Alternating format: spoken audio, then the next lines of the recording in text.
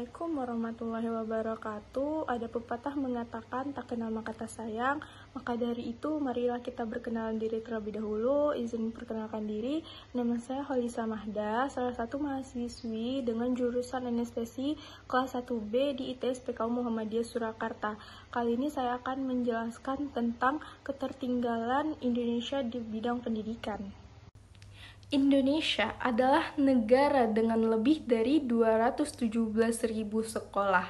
Kita punya 45 juta murid dan 2,7 juta guru.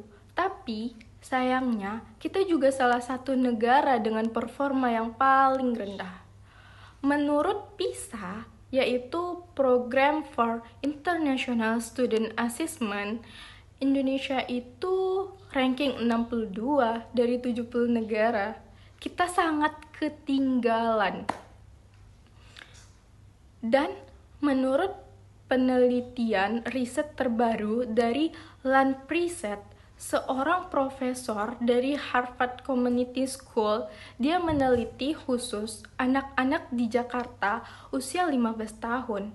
Dan ternyata anak-anak di Jakarta itu ketinggalan 128 tahun dibandingkan negara-negara lain, terutama di bidang math, science, and reading. 128 tahun. Malu nggak sih? Kenapa kok bisa sejauh itu? Quality of education. Kualitas pendidikan. Saat membicarakan tentang pendidikan, tentunya kita juga membicarakan tentang sekolah. Dan sekolah itu juga membicarakan tentang guru. Sayangnya performa guru-guru kita itu sangat kurang. Ini dibuktikan dengan hasil ujian kompetensi guru nasional, di mana performa guru-guru kita secara nasional rata-ratanya 53 dari 100. Nah, apa sih yang terjadi saat guru yang seharusnya mengajar kita dengan baik itu tidak mampu mengajar kita dengan baik? Ya, pastinya kita akan mencari solusi yang berbeda untuk belajar. Nah, biar belajar, orang-orang biasanya mencari bimbel. Tetapi bimbel bukanlah solusi yang sempurna, dan bimbel itu nggak murah. Di sekolah, kita jarang dijelaskan kenapa harus mempelajari suatu bidang seperti matematika. Itu yang menyebabkan rasa ingin tahu kita terhadap suatu bidang itu tidak ada.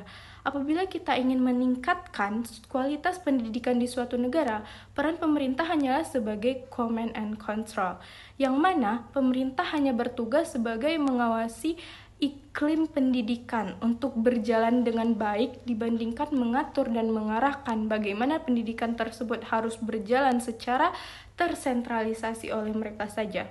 Intervensi pemerintah di bidang pendidikan sering sekali membuat persoalan dibandingkan menciptakan manfaat. Karena yang mengalami pendidikan bukanlah mereka yang ada di ruang DPR, tapi yaitu guru dan murid. Jadi kita harus mengembalikan pendidikan ke masyarakat. Lalu, bagaimana upaya pemerintah untuk orang yang tidak sanggup membayar sekolah? Jawabannya adalah memberikan school voucher untuk mereka yang tidak mampu.